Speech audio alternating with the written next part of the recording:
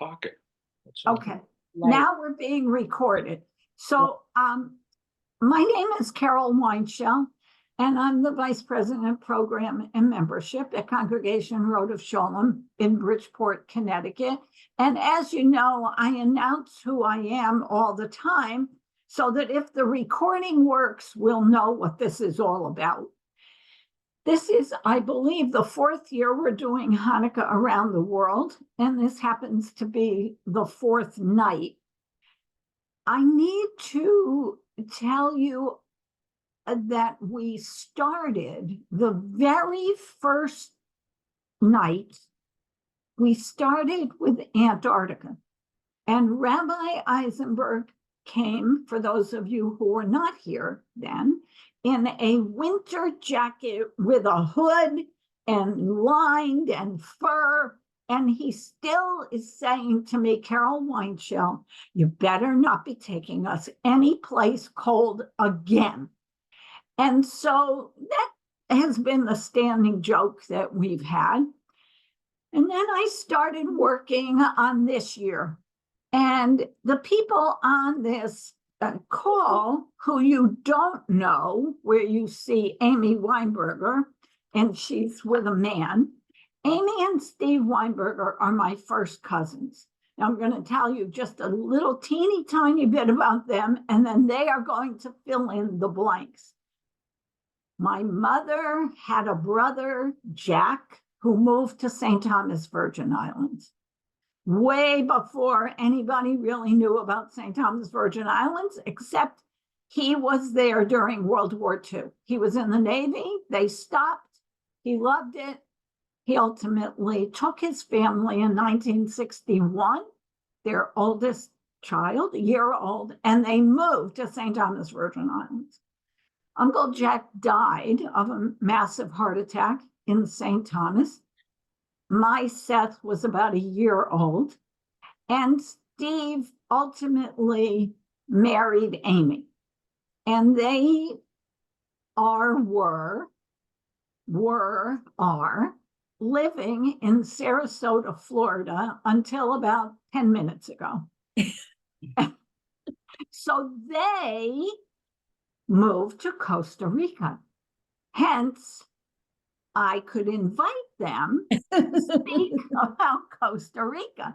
So before Amy does her presentation, you must be wondering, what is she talking about Antarctica for? So which one of you is going to tell us your connection to Antarctica? So hello and happy Hanukkah first, right? Or hola and bienvenidos, welcome. We have a son, his name is Jake, and he's a firefighter, a bombero, as they say in Costa Rica. An EMT. And he has applied to be a contract firefighter in Antarctica. And he was accepted. So that's the connection. We're just waiting for his deployment options for either February or June or October. And he asked if I was going to come and visit, and I said, nope. So that's the connection.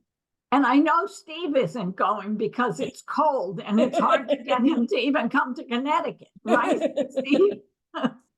So without further ado, I'm going to ask Amy to talk to us about Costa Rica. I hope Steve will chime in, but there's no guarantee. And when you're ready for me to share the screen, Amy, we're pretty loose, so just let me know. Yeah, you can share the screen. It's just perfectly fine. The first slide will give you some background. First of all, it's always an honor to be amongst other Jewish people on Zoom, which is, of course, we've all lived that life for quite a while. But Steve and I have done a major pivot in our lives. And last year, this time, actually, we closed on December 21st and December 23rd on our new, our Flow Retreat Center in Uvita, Costa Rica. And we are just packing up the house. We're in Sarasota, Florida right now, packing up this house after 25 years and moving to another location in Sarasota. But in the meantime, we head back on January 1st, and we do live full-time down in Costa Rica. But there are a lot of reasons that we did this, and I think it's important to note why we did this. Much like perhaps your ancestors, Steve's and my ancestors certainly had to immigrate from Europe at one time, right? In pogroms or after the pogroms or during the pogroms. I'm not quite sure. I don't know all my history like that. But back in January 22, I really started talking to the family about, hey, I think we need an exit strategy. Didn't know what it looked like. A lot of my girlfriends had been talking about it as well, regarding anti-Semitism and kind of connecting the dots of things that were going on in the United States. And Florida in particular. And Florida. Yeah, Florida, you know, is an interesting space to be in for all kinds of reasons. Thank you. And Hurricane Ian had just happened here in Florida, and we had a trip planned to Maine 1 week later with our friends, which we went on, got to Maine. But before we got to Maine, we had an opportunity to stop in, I guess, LaGuardia for a layover where our daughter and her husband live. And at the time, it was her fiance, right? Am I right? Is that the timeline? And we said to them in LaGuardia in front of a Starbucks, hey, we're really looking to make an exit strategy, and we're looking at Central America. You know, like Costa Rica or Belize. We said it very casually, you know, it didn't sound like we were very serious, but we were. Well, during our main trip, our son-in-law now, Gabe, sent us an Instagram movie and said, with no context, we just watched it, and Steve and I were completely intrigued. And fast forward, we chose to go down there. We did. We fell in love with Flow, the retreat center. And at the time, it slept 36 people, which was magic, right? The number 36. We decided that this would be a great place for our friends and family to go if they wanted an escape plan as well. Yeah, you can click to Flow Retreat Center if you want to, Carol. You don't have to. But anyway, I don't know that I can. Yeah, it's not important for the story. Okay. Yeah, but we wanted to be able to make sure any friends or any family had a place to come. And that was our intent. We had no intent of running a retreat center. That was not what we were thinking about. So these are some pictures of the retreat. Fast forward even more, and our daughter and now son-in-law have decided to run the Flow Retreat Center as a business. So season starts January 10th at Flow. But you know, you might ask yourself, well, what does this have to do with being Jewish? Well, it depends on how one lives a Jewish life. And for me and for Steve, living a Jewish life is about tikkun olam, and bringing people into our space. And we've always had a revolving door. People are always in and out of our house. Steve's brother lives here. Our son's best friend still lives here. You know, there's always someone at this house, and we wanted that to continue in Costa Rica. You can even see the sign there that says, whatever, just wash your hands. That was a game changer for us. And one of the reasons we thought Flow was so great, because it just included everyone. So if you go to the next slide, we do not live near a temple. Matter of fact, the closest synagogue to us is an hour and a half or 2 hours away in Jaco, Costa Rica, on the west coast of the country. But we do Jewish lots of ways, right? We don't need a temple for us to do Jewish or to be Jewish. For example, we have a beautiful jungle mezuzah hanging in our home that Steve mounted. Our neighbors, our closest neighbors, which is what, a quarter mile, a mile down from us, bakes challah and brings it over. Social media keeps us informed on how to be Jewish, globally as well. And the young woman, you'll see me in this last picture where it says Tikkun Olam, and the woman and her child who are there, they are Venezuelans, am I right? Yeah, they're Venezuelans passing through Ubita. And I participated in this morning of like a little carnival or festival to feed people passing through and to say hello to children and give out, hand cream and, soaps and hair stuff. What was interesting about this little girl who was sitting near her mom is I gave her a piece of paper, an 11 by 18 piece of paper, like a little larger than typing. And instead of just taking and starting coloring, she stood up, this little baby, before she sat down, she took the paper, she put it under her tushy so she could sit on it so she would not get moisture in her diaper. Now, she's no more than 2, but because they're on the road all the time, they're always going from place to place. This little girl knew how to put it like a piece of cardboard or paper under her, so her diaper wouldn't get wet, wetter or dirtier. And I was just so fascinated by this. And little girls who have nothing came up to me and drew flowers and beautiful pictures. And I was just so amazed and so grateful to be in a place and learning from, others, right? So this is us, being Jewish in a Tikkun Olam way. So you can go to the next way. So you might ask, so how do you celebrate the holidays? I'm glad you asked. So the answer to that is we had no idea how we were going to celebrate the holidays because, most of our friends are here, right? We've been here 35 years. Well, we had these pop-up events, Jewish events. And the first set of picture, our friends, Bruce and Lori, they're the ones we went to Maine with, and they flew down for Pesach this year. And we wound up having, I'll show you in the next slide, but not yet, this pop-up Pesach, which was so meaningful. And I'll show you why in a moment. The picture below that, below Lori and Bruce, you'll see we don't wear a lot of clothes down there, but the young man that you see without the shirt on, his name is Eli, and that's his girlfriend, Costa. This is our open kitchen that we have at Flow. And we were, I guess, probably preparing for a meal or Shabbat.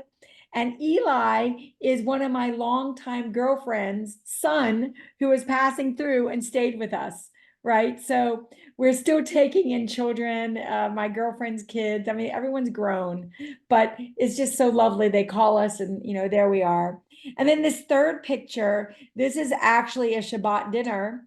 And all the people sitting at the table, besides Karen, who's taking the picture in the bikini top, because that's how we dress there, and the young man, Sebas, and his daddy, Yonder, who take care of our property, all the other people flew in to see us for a week. And we had a beautiful Shabbat dinner. We have long tables, and we celebrate Shabbat together. This is what we do. I never know what we're going to have or how it's going to go, but it always goes beautifully and joyfully.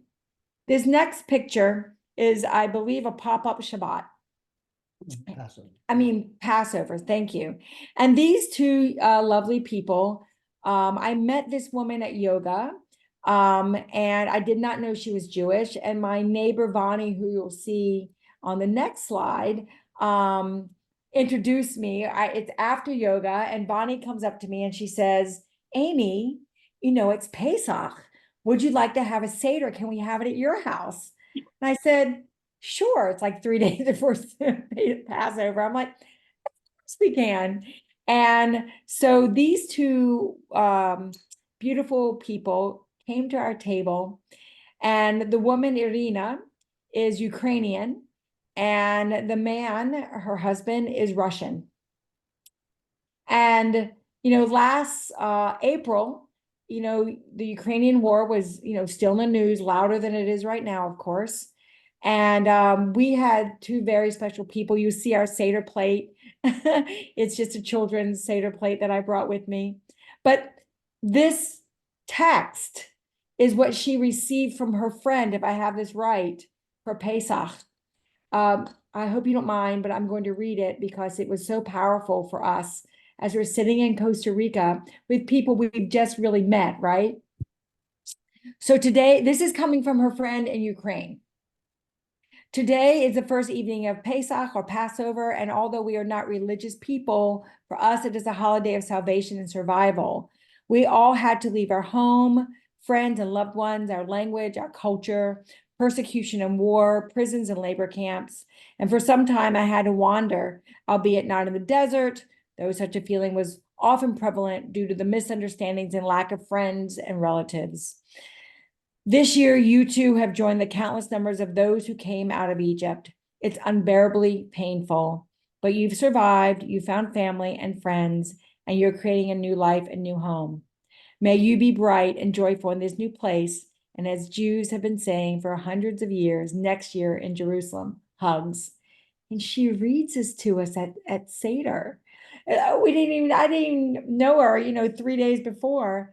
And they were sitting at our table. So for us, Steve and I, it has just been pop-up after pop-up. I didn't even put the Rosh Hashanah thing in, but I'll tell the story. Go ahead to the next slide. Just really, really quick. It was really powerful how she was sharing this email from people in Ukraine who basically fled the war. And I'm like, this is like modern day Pharaoh and the Jews escaping. It was really, really powerful. I mean, we just sat there silent for a while afterwards. It was really moving. It really was. As we sat in Fila Cacao, that's the name of our street, which is a chocolate road, a chocolate street or estates in Costa Rica with our new friends, right? Simultaneously, Shabbat comes every Friday, thank God, right? So that we all have a pause, even though it's been very difficult. We've just, our 9th Shabbat has just passed since October 7th. And the top picture, Steve was already up in the States. This picture is, so October 7th happens, that's that Saturday morning. So this picture is the first Shabbat after October 7th. And I, of course, was in mourning, as all of us were, and confused, as all of us were. And I called my friend Vani, who is next to me with the silver hair, and her husband, Len. And this young lady next to me with the darker hair is Ellie, who's my Spanish tutor, but also happens to be Jewish. Did not grow up Jewish, but her relative, her ancestors are Jewish.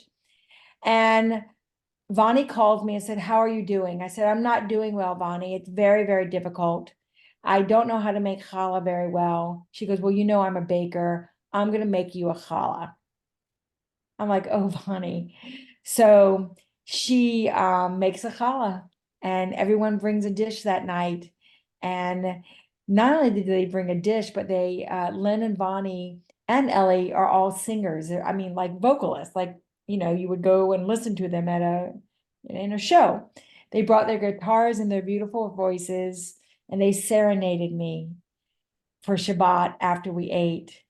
And it was so comforting and so beautiful. And it reminded me of the moment that after my mom passed many years ago, some friends came. I was sleeping on the couch after, Shiva, people had left. And these friends came over and they just started playing guitar. And I was half in and half out. And it was a beautiful serenade. And it just reminded me that people really do care. And they bring their talents, right?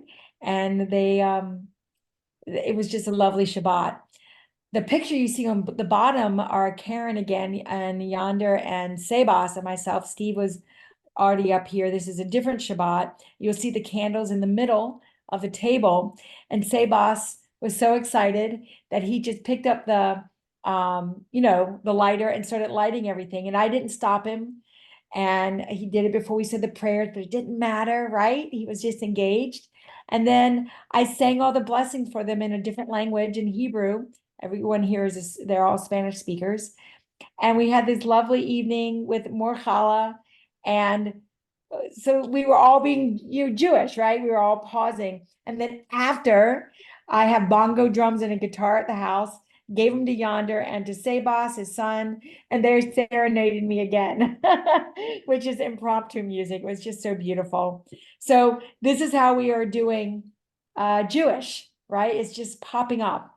If you go to the next, I think I have one more. Okay, go back up. Let me, so Rosh Hashanah comes around, right? It was in September. And Steve and I were up in a town and we were picking up our car and there was a gentleman there with his dog and he started chatting it up and I wasn't paying attention. I don't know, a week goes by and Steve sees him again in town and says, hey, I saw him again. And then he meets his husband and sees them. Finally, the four of us were able to get together for lunch down in Uvita.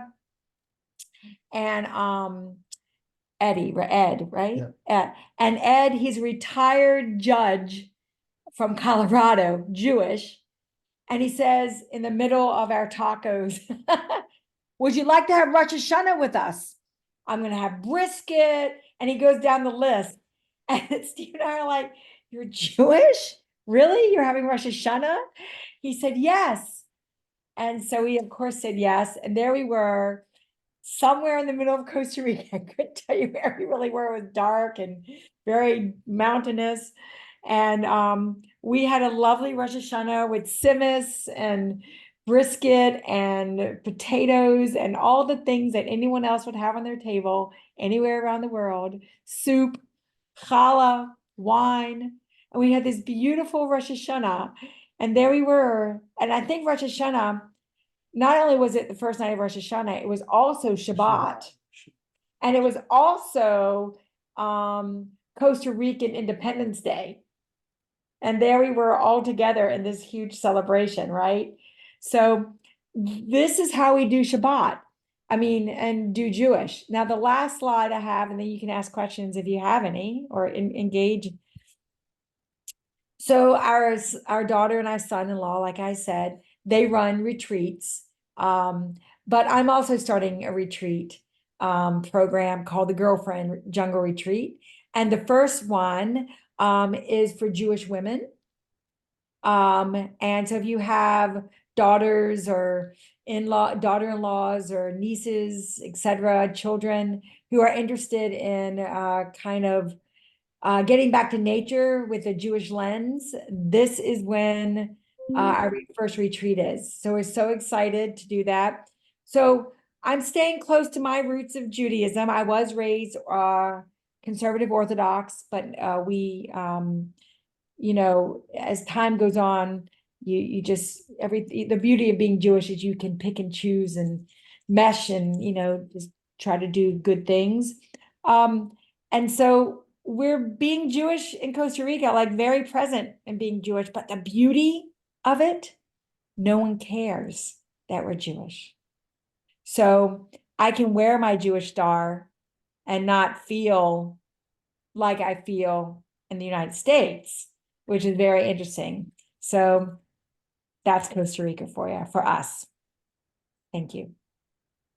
Wow. So, Steve, I have to address this to you. You're picking up and going. This is your father all over again. I'm just saying. but he had a whole lot more chutzpah because he took a 1-year-old kid and a Yes, he did. wife. Yes, and they didn't have cell phones and correct.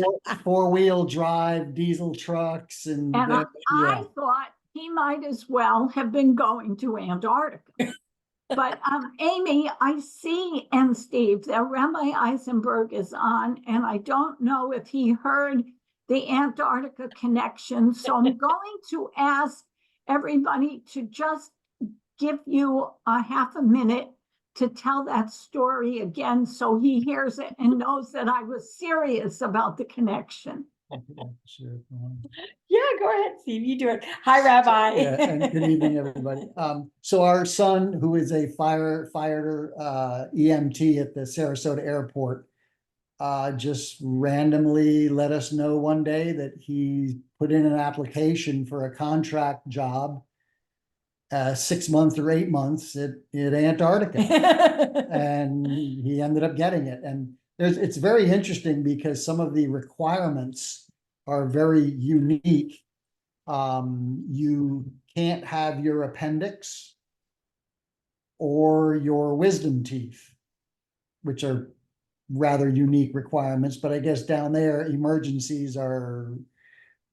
So I told my son to be as environmentally conscious as possible and save the paper and don't send me an invitation because I'm not coming. And Sorry, I have a question too. just a quick question. Is it easy to get kosher meat down there or food or food? And Hako it is. Okay. But we don't keep kosher, so I don't know more than that. Can I Okay. ask a question Go ahead. Yeah, go ahead. to speak? So can you define what you mean by exit strategy? Yeah, I was trying to figure out how to leave the United States, Mhm. but still retain our citizenship and have residency in another country, to be able to get back and forth. And Belize was our first choice because it was an English-speaking country and US dollar. But we were getting ready to go there and a hurricane hit, a category 2 hurricane hit. And so we decided just to come to Costa Rica and avoid hurricanes. Costa Rica has earthquakes, but not hurricanes, or not like we have in Florida or the Virgin Islands. And so I was really nervous about anti-Semitism. In Sarasota? Yes, ma'am. Absolutely, in Sarasota. And you'd had some incidents personally that No, our temple had, and students that I've worked with have, and I've had to go in and make a big stink and, get some things turned around. We still have schools here who do not excuse students on Jewish holidays. Like it's 2023, guys. Come on, these holidays have been coming around a really long time. Amy, I think it's important for this group to know what you did in Sarasota, because you really were one of the educators' educator. Oh, that's sweet. I've been in education for, I guess, a total of probably 35 or 38 years, but I sold my company about 5 or 6 years ago. Steve was the manager of it. I also have been in the mental health space, and suicide prevention space. And quite frankly, I've been exhausted because in Sarasota, we've had quite a few number of suicides in our high schools, particularly around LGBTQ plus. And so I'm a champion for this, population, just because they're human. And in our schools in Sarasota, we've had a lot of pushback. We have book banning going on in Sarasota, like book banning. For example, the commissioners of Sarasota County, probably 3 weeks ago by now, have decided to not fund the American Library Association for our public libraries anymore. Who doesn't belong to the American Library Association if you're a public library, right? Like that doesn't even make any sense. And Frank is banned, Mouse is banned. All the banned books that you read about that are in the New York Times or in other publications are not allowed here. LGBTQ plus books are also banned here in the schools. African American, if you're I was on the anti-racism committee, the anti-Semitism committee. I'm like, I can't keep doing this anti thing. So that was another reason, that was a push for me. And then to create a plan for our family. And our family, it's come around, they're okay with it. It wasn't easy, but I thought it was imperative that we have another place. So we still hold residency here, so we can vote. That was a really big deal for us. And you're still paying taxes. And we still pay taxes. That was a really big deal for us. Steve will be able to collect Social Security. That was a big deal for us, like it would be for anyone. And we've received our residency numbers for we're waiting for the rest of the paperwork to come through, but we're in their system now. And so in about a year or less, we'll see, we should be residents. And 5 years from that, we can apply for dual citizenship. And that was one of my personal goals because and you have to do it all in Spanish. So that is a personal goal of mine, to have dual citizenship. But I went even further. We knew that our daughter and son-in-law wanted to have children. And I suggested strongly, as a mother would, I said, I think in this day and time, it's really important that your child has dual citizenship somewhere. And they thought it was a good idea in their own discussions. And we said, look, wherever you get pregnant, we'd like you to just consider having the baby in Costa Rica so that the baby will have free healthcare, which is unheard of. If they want to get residency, can, but the child will have dual citizenship because the parents are American. So these are some other thought processes that I had in my head. I'm also a history teacher, so connecting the dots was really easy for me. And I've been a Jewish educator all these years as well. So connecting those dots. So I just kind of put it all together and created a plan. And this is what's happened. Amazing. Have you had you been down to Costa Rica? I mean, before, to check it all out? Obviously, yes, right?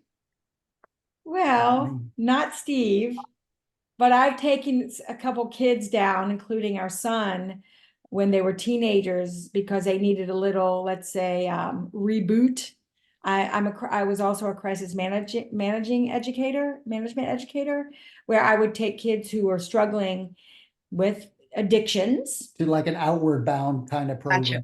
Mm-hmm. So I've been there twice, but no one else, and our son has, and he'll never go back again because he says I scarred his life, but that's okay. I'm a good mother. So But he'll go to Antarctica. Correct. No problem. Correct. I know Debbie had a question, and then Steve, I wanted to go back to the hurricane for a minute. Just don't let me forget. Debbie, I go was ahead. I was just wondering, is there any type of synagogue in Costa Rica? Yeah, there are. They're in San Jose, which is 3.5 hours from us, and they're in Hanukah, which is about, I guess, 1.5 hours, 2 hours from us. But there is something called the B house, just the initial B, in our neighborhood up in Platanillo, and we have a huge Israeli community.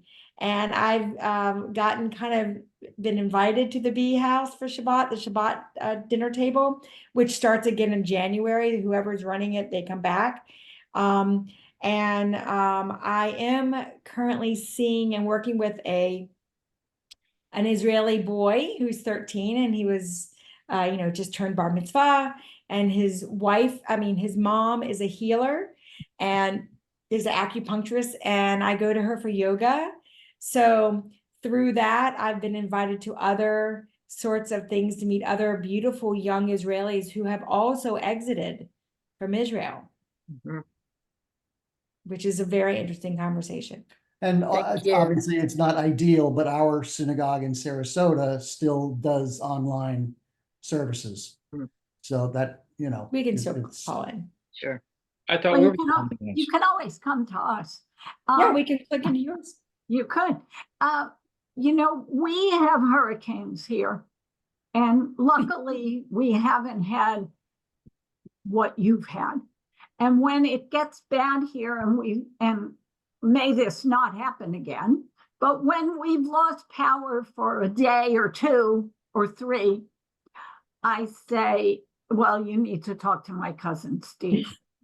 So I don't remember which one, and I think you were living in St. Thomas at the time.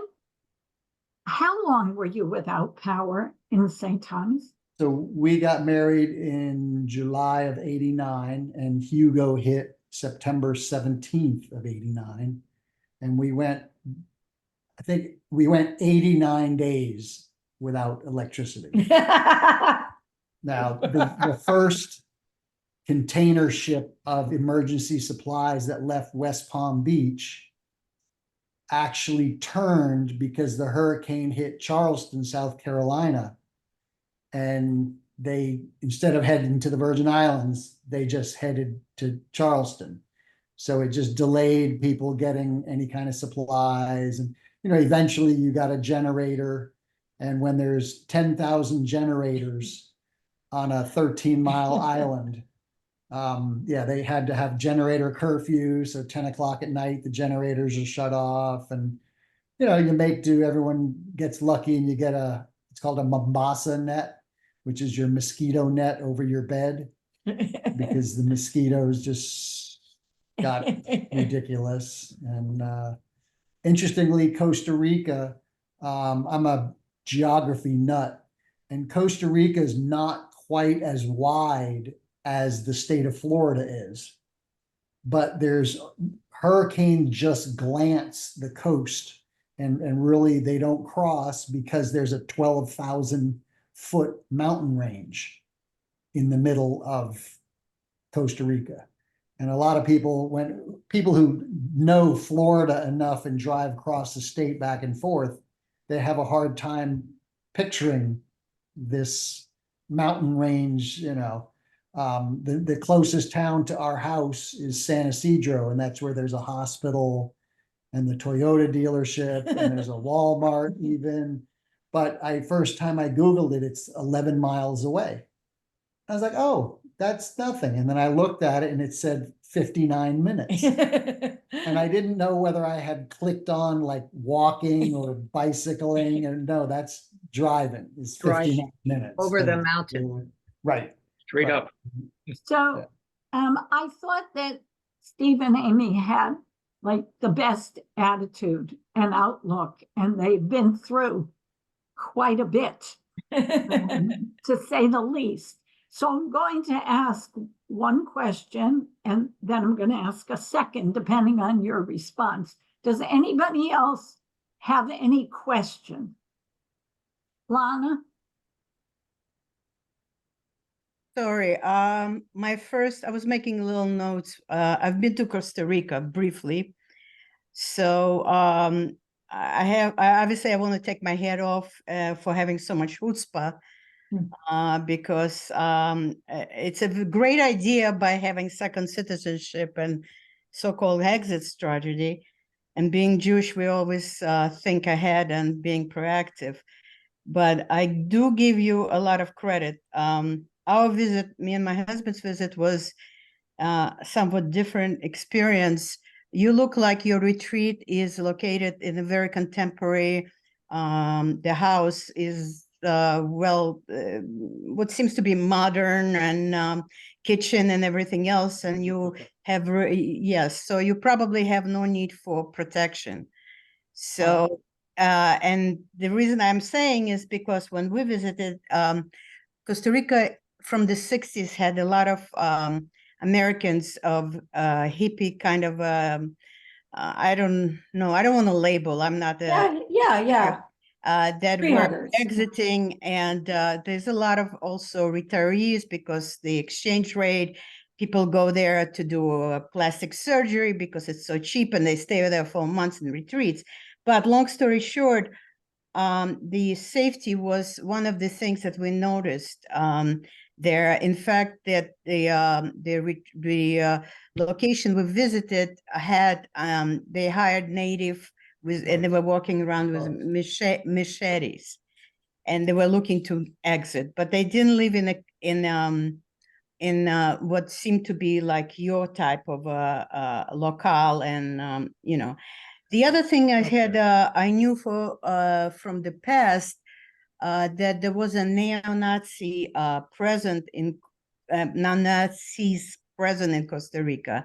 I don't know how that has been resolved or not, but I remember historically maybe 10 or more years ago, there was a big to-do there with a political group, and whether or not you encountered anything of that nature. But otherwise, it looks like you really, the healthcare, yeah, like you mentioned, the healthcare is free, and education, I think it's mandatory till the high school, which is actually not very common in a lot of places in Central America or South America. But so, I mean, you have a lot of balls. I mean, you have a lot of, like I said, a lot of guts. And Chutzpah. chutzpah.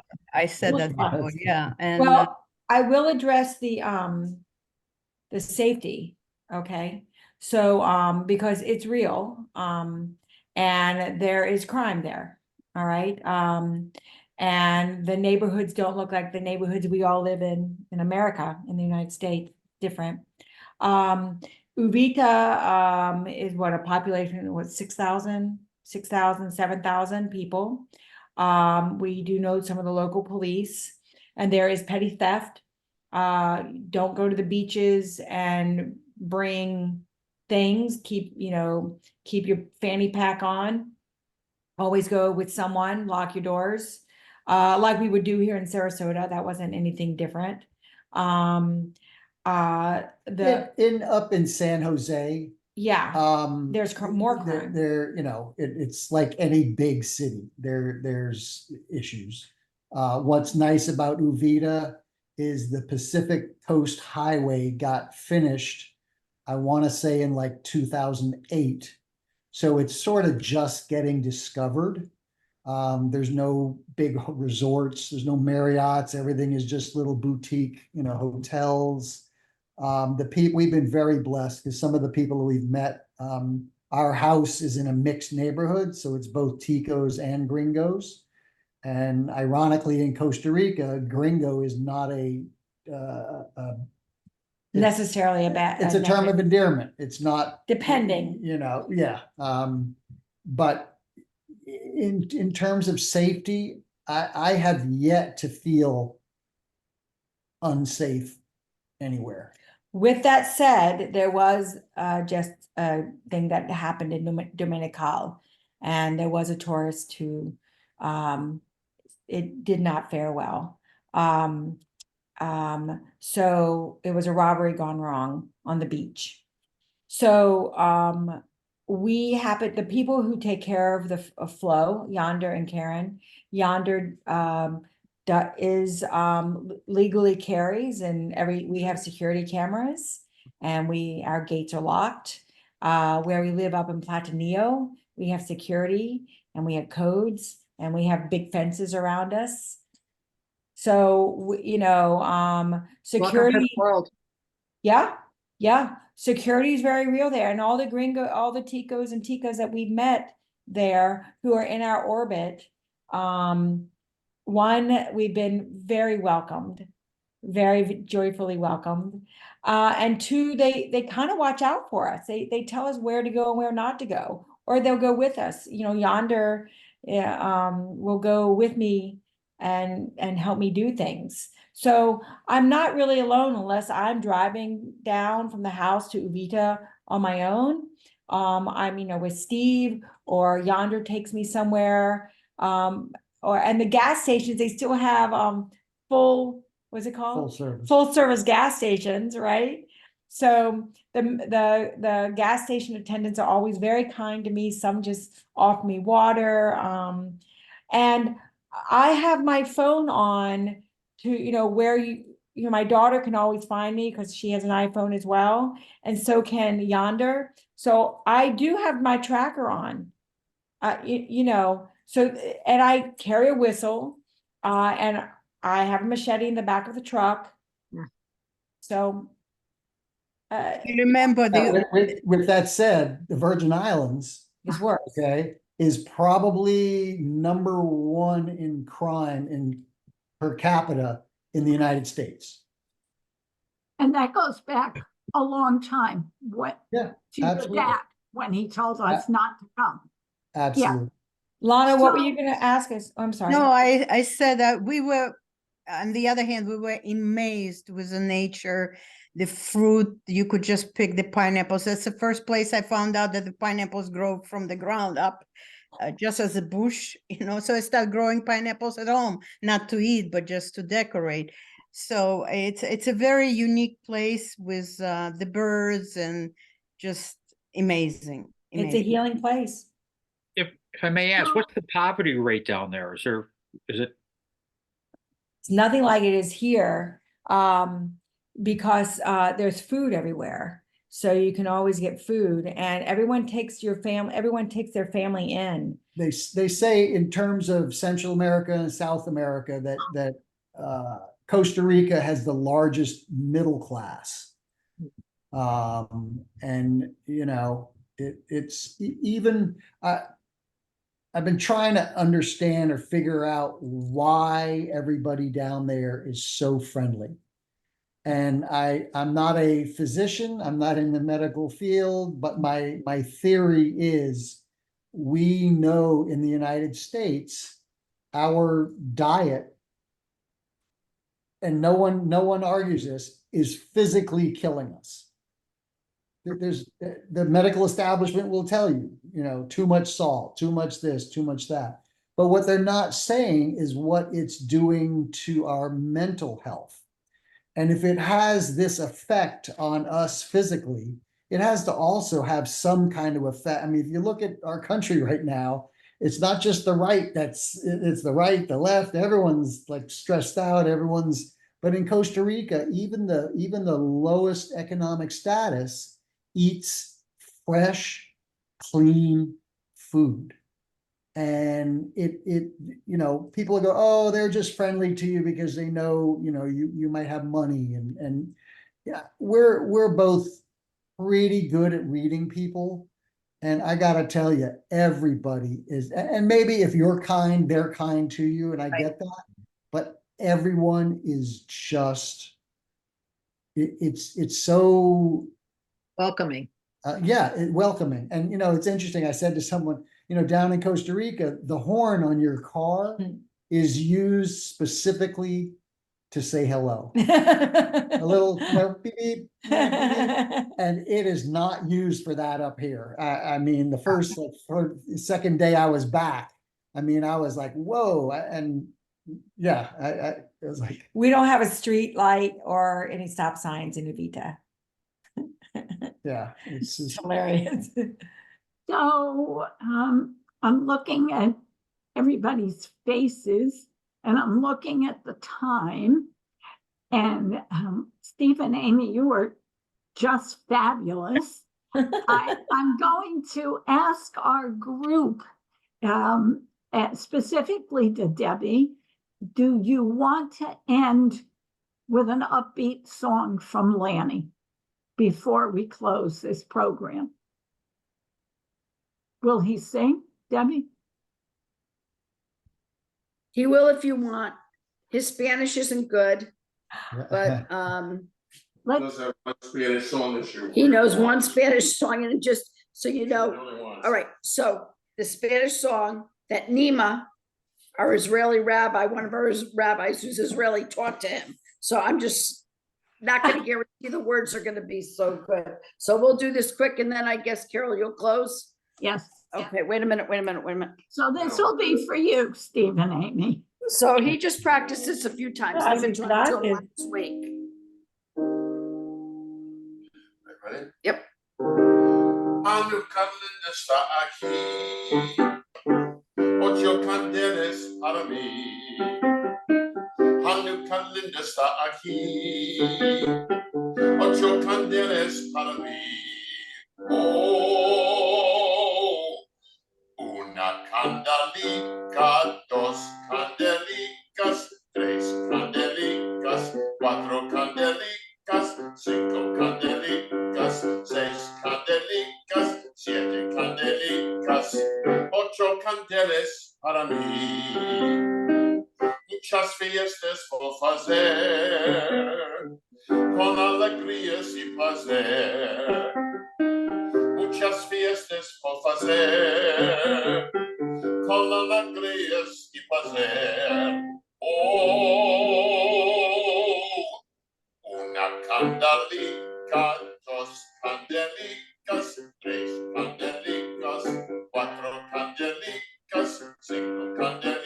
candelicas, 6 candelicas, 7 candelicas, 8 candelas para mí. 2 pastelitos vou comer, con almendricas y miel. 2 pastelitos vou comer, con almendricas y miel.